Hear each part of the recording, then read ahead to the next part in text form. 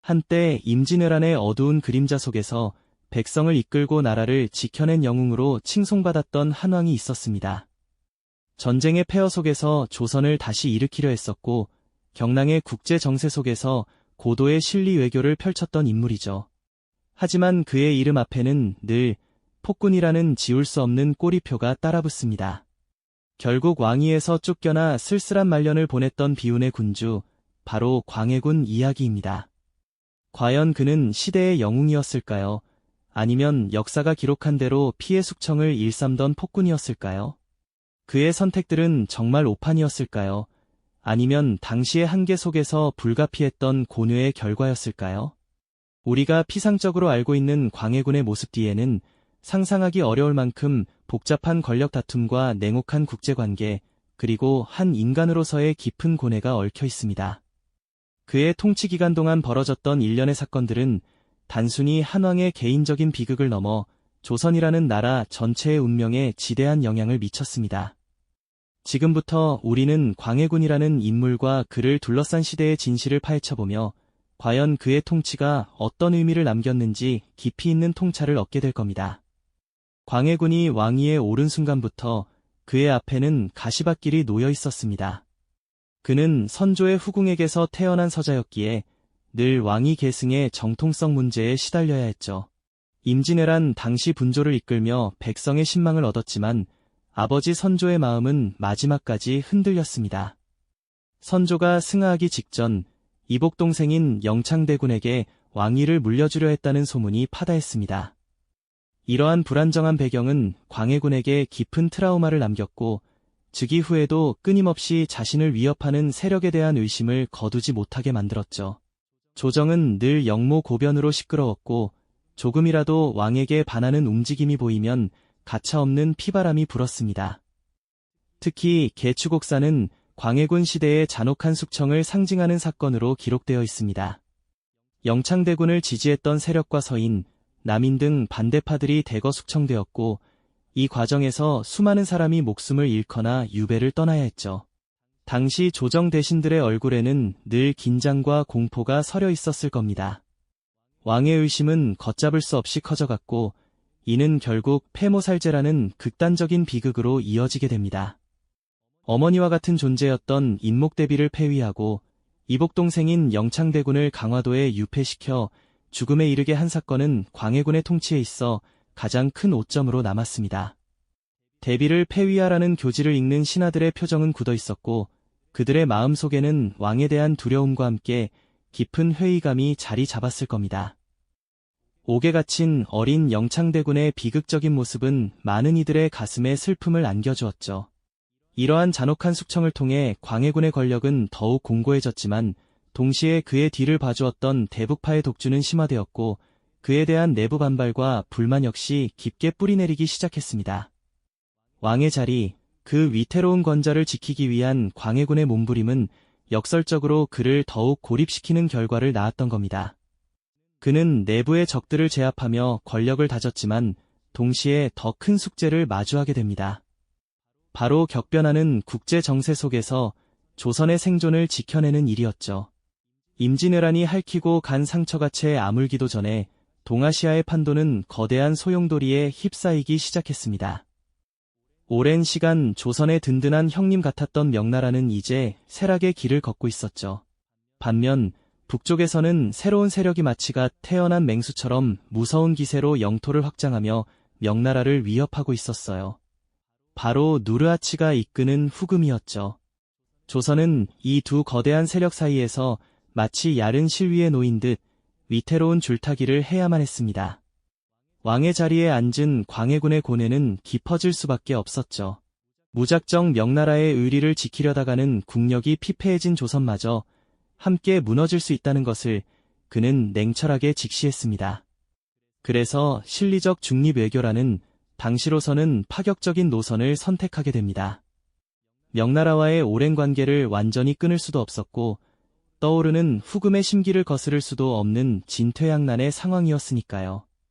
어느 한쪽을 선택하는 순간 다른 한쪽의 칼날이 조선을 향하게 될 테니까요. 국경 지도를 펼쳐놓고 한숨 쉬는 그의 모습이 그려지는 듯합니다. 결국 명나라는 조선에 군사 지원을 요청합니다. 제조지은, 즉 임진왜란 때 다시 일으켜준 은혜를 갚으라는 명분으로 말이죠.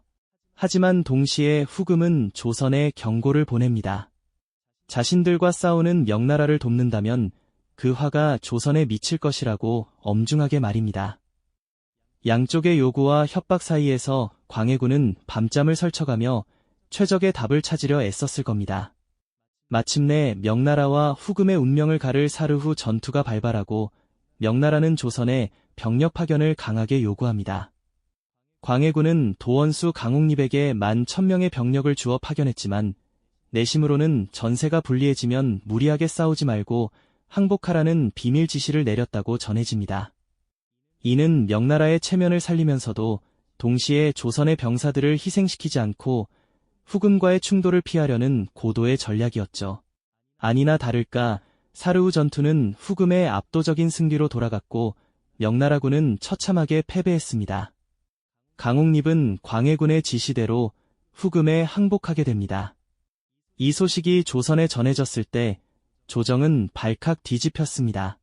명나라에 대한 배신이라는 비난이 빗발쳤고 광해군의 외교 정책은 거센 비판에 직면하게 되죠. 많은 신하들은 명분에 얽매여 명나라를 끝까지 도와야 한다고 주장했습니다. 그들의 눈에는 광해군의 행동이 나라를 위태롭게 하는 것처럼 보였을 겁니다. 하지만 광해군의 입장에서는 어쩔 수 없는 선택이었습니다. 이미 국력이 바닥난 조선이 두 강대국의 싸움에 휘말려 소멸하는 것을 막으려면 명분보다는 실리를 쫓아야만 했던 거죠. 왕의 자리에서 홀로 감당해야 했던 국제정세의 냉혹함은 그를 더욱 고독하게 만들었을 겁니다. 수많은 대신들의 반대와 백성들의 불안 속에서도 그는 묵묵히 조선의 생존을 위한 길을 모색해야 했으니까요. 명나라와의 오랜 유리를 저버렸다는 비난은 조정 안팎에서 들끓었고 이는 광해군의 통치에 또 다른 균열을 만들기 시작했습니다. 그가 홀로 감당해야 했던 고독한 외교의 무게는 결국 그를 지지하던 세력마저 흔들리게 하는 결과를 낳았던 겁니다. 과연 이러한 상황 속에서 광해군은 백성을 위해 어떤 노력을 기울였을까요? 그리고 그 노력은 또 어떤 새로운 갈등을 불러왔을까요? 명나라와의 의리 혹은 조선의 생존이라는 기로에서 고독한 결단을 내렸던 광해군, 그는 과연 백성을 위해 어떤 길을 걸었을까요? 그의 시선은 이제 안으로, 전쟁으로 피폐해진 민생을 향했습니다. 그는 무너진 나라를 다시 일으켜 세우기 위해 가장 먼저 백성들의 삶을 보듬는 개혁에 착수했죠. 그중 하나가 바로 대동법이라는 획기적인 변화였습니다. 당시 백성들은 가오마다 각 지역의 특산물을 바치는 공납제도 때문에 허리가 휘는 고통을 겪고 있었는데요. 이 곡물은 중간 관리들의 농간으로 터무니없이 비싸지거나 구하기 어려운 물품으로 변질되기 일쑤여서 백성들은 실제보다 훨씬 더 큰 부담을 짊어져야만 했습니다. 광해군은 이 불공정한 폐단을 뿌리 뽑고자 이제부터는 토지 면적에 따라 쌀을 바치도록 제도를 바꾸었습니다. 더 이상 정체 모를 특산물을 찾아 헤매지 않아도 되었고 대신 쌀만 내면 됐으니 농민들의 어깨를 짓누르던 무거운 짐이 한결 가벼워지는 순간이었죠. 이로 인해 백성들의 부담은 크게 줄었을 뿐만 아니라 쌀을 사고 파는 과정에서 상업이 자연스럽게 활성화되는 긍정적인 효과까지 가져왔습니다. 진정 백성을 위한 개혁이 아닐 수 없었죠. 또한 광해군은 호패법을 다시 정비하여 국가 시스템을 재건하려 했습니다. 임진왜란으로 인해 인구가 뒤죽박죽이 되고 누가 어디에 사는지 파악조차 어려워지면서 세금 징수나 군역 관리가 엉망이 된 상황이었으니까요. 모든 백성에게 신분증과 같은 호패를 지니게 하여 인구를 정확히 파악하고 이를 통해 국가 재정을 효율적으로 관리하며 백성들의 삶을 좀 더 체계적으로 보호하려는 노력이었습니다.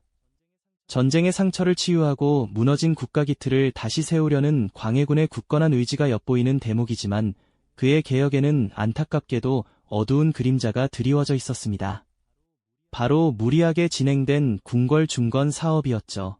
임진왜란으로 인해 대부분의 궁궐이 불타버린 터라 왕실의 권위를 회복하고 국정을 안정화하기 위해 새 궁궐이 필요하다는 명분은 충분했습니다. 그러나 광해군은 창덕궁과 창경궁 복원뿐 아니라 인경군과 경덕군까지 동시에 짓는 전례 없는 대규모 토목 공사를 강행했습니다. 전국 각지에서 수많은 백성들이 강제로 동원되었고 천문학적인 물자와 자금이 밑 빠진 독에 물 붓듯이 쏟아부어졌습니다.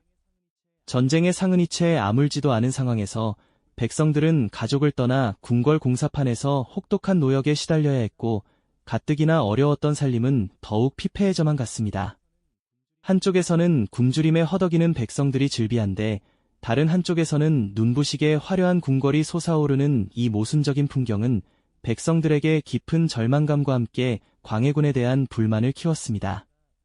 게다가 이 과도한 궁궐 사업은 국가 재정을 심각하게 악화시키는 결정적인 원인이 되었습니다. 안 그래도 전쟁 복구 비용으로 국가 살림이 빠듯했는데 엄청난 돈이 궁궐 건축에 투입되자 재정은 바닥을 드러내고 말았던 겁니다. 백성들의 고통은 물론 조정 대신들 사이에서도 불만이 터져나왔습니다. 특히 광해군에게 반감을 품고 있던 세력들은 이 궁궐 중건 사업을 빌미 삼아 그를 폭군으로 몰아세우기 시작했습니다. 백성을 위한다던 개혁 정책들이 결과적으로는 백성의 삶을 더욱 옥죄고 왕권을 위협하는 칼날이 되어 돌아왔던 이 아이러니한 상황은 광해군이 홀로 감당해야 했던 고뇌와는 별개로 또 다른 갈등의 불씨를 지피고 있었던 것이죠. 그의 외로운 싸움은 과연 어떤 결말을 맞이하게 될까요? 궁궐 중건이라는 막대한 사업으로 백성들의 고통이 깊어지고 국가 재정이 바닥을 드러내면서 광해군을 향한 불만은 이미 임계점에 다다르고 있었죠. 정통성 문제로 불안했던 왕권은 끊임없는 피바람을 몰고 온 숙청 과정으로 이어졌고 그 과정에서 대북파가 권력을 독점한 데 대한 내부 반발은 점점 더 거세졌습니다. 게다가 쇠락하는 명과 새롭게 부상하는 후금 사이에서 줄타기를 하던 그의 실리 외교 노선은 사대의 명분을 중시하던 사림들에게는 결코 용납될 수 없는 파격으로 비쳤습니다. 이처럼 내부 권력 투쟁, 고독한 외교 전략, 그리고 백성을 위한 개혁 이면에 숨겨진 과도한 부담이라는 세 가지 요소들이 복잡하게 얽히고 설켜 마침내 광해군에 대한 반대 세력을 하나의 거대한 물결로 결집시켰습니다. 특히 서인 세력은 광해군을 폐모살제를 저지른 폭군으로 규정하고 그의 실정들을 명분 삼아 새로운 왕을 옹립하려는 움직임을 은밀히 시작했으니 그것이 바로 조선 역사에 기록될 인조반정의 서막이었습니다. 어둠이 짙게 깔린 1623년 3월 12일 한밤중에 반정군의 횃불이 궁궐의 담장을 환하게 비추기 시작했습니다. 서인의 핵심 인물인 김류, 이기, 이괄 등이 이끄는 반정군은 경복궁이 아닌 창덕궁으로 들이닥쳤고 칠흑 같은 어둠 속에서 반정군의 칼날은 광해군의 친위 세력을 무자비하게 베어 넘겼습니다. 숨막히는 긴장감과 피비린내가 궁궐을 가득 채웠고 순식간에 창덕궁은 피로 물들었습니다. 미처 상황을 파악할 겨를도 없이 잠들어 있던 광해군은 가까스로 후군과 함께 도망쳤지만 결국 새벽녘에 반정군에 붙잡히고 말았죠. 한때 조선의 최고 권력자였던 그가 이제는 모든 것을 잃고 포박당한 채 끌려가는 신세가 된 것입니다. 왕위를 빼앗긴다는 것은 한 인간에게 얼마나 큰 절망과 허망함을 안겨주었을까요? 폐위된 그는 더 이상 왕이 아니었습니다. 반정 세력은 광해군이 어머니를 패하고 동생을 죽인 폐모살제를 저지르고 백성을 도탄에 빠뜨린 폭군이라는 명분을 내세워 그를 왕위에서 끌어내렸습니다. 그의 외교 정책은 사대의 도리를 저버린 행위로 매도되었고 백성을 위한 대동법 같은 개혁 노력마저도 과도한 궁궐 공사에 묻혀버린 채 정당성을 잃고 말았습니다. 그가 그토록 지키려 했던 왕권은 한순간에 무너졌고 그가 추진했던 모든 정책과 외교는 폭정의 증거로 부정당했습니다. 실로 허망하고 비극적인 결말이었죠. 그가 걸어왔던 외로운 길이 결국 파국으로 치달았다는 사실은 우리에게 깊은 안타까움을 자아냅니다. 폐위된 광해군은 강화도를 시작으로 제주도에 이르기까지 척박하고 옛단 유배지에서 비참하고 쓸쓸한 말년을 보내야 했습니다. 한때는 임진왜란의 영웅이자 탁월한 외교가로 평가받던 왕이었지만 결국 폐위되어 역사 속에 폭군이라는 낙인과 함께 기록된 그의 삶은 참으로 비극적이었습니다. 유배지에서 그가 죽음을 맞이한 작은 방은 한때 조선의 운명을 짊어졌던 왕의 마지막 거처라고는 믿을 수 없을 만큼 초라하기 그지없었습니다. 그의 쓸쓸한 뒷모습은 권력의 무상함과 한 인간의 고뇌를 여실히 보여주는 듯하며 역사의 냉혹한 평가가 얼마나 잔인할 수 있는지 우리에게 묻는 듯합니다. 인조반정은 단순히 한왕의 교체만을 의미하지 않았습니다. 광해군이 추구했던 실리 외교는 폐기되고 명나라에 대한 사대를 절대적인 가치로 여기는 친명배금 정책으로 급선회했습니다.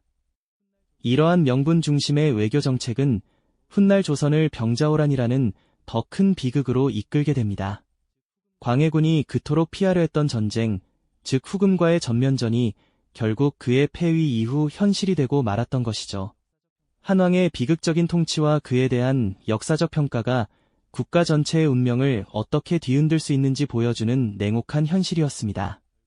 명분과 실리 사이의 갈등은 결국 돌이킬 수 없는 결과를 초래했던 것이죠. 그렇다면 과연 광해군은 시대의 한계를 뛰어넘지 못한 폭군이었을까요? 아니면 혼란스러운 국제 정세 속에서 백성과 나라를 지키려 고군분투했던 비운의 개혁가였을까요? 정통성과 명분 싸움이 실리적 판단보다 우선시될 때 어떤 비극이 초래될 수 있는지 그의 이야기는 우리에게 깊은 통찰을 안겨줍니다. 오늘날 우리가 마주하는 복잡한 현실 속에서 진정한 국익이란 무엇이며 어떤 리더십이 필요한지에 대한 질문을 다시금 던지게 되죠. 강대국 사이에서 줄타기 외교를 펼쳐야 했던 당시 조선의 상황은 어쩌면 지금 우리에게도 시사하는 바가 크다고 볼 수 있을 겁니다. 광해군이 남긴 유산에 대한 다양한 역사적 평가는 여전히 현재 진행형입니다. 그를 둘러싼 논쟁은 단순히 과거의 이야기가 아니라 권력의 속성, 명분과 실리의 충돌, 그리고 지도자의 고뇌라는 보편적인 주제를 우리에게 끊임없이 상기시켜줍니다. 이 영상이 도움이 되셨다면 좋아요와 구독 부탁드립니다. 여러분의 응원이 제게 큰 힘이 됩니다. 다음 영상에서도 더 유용한 정보를 공유하겠습니다. 감사합니다.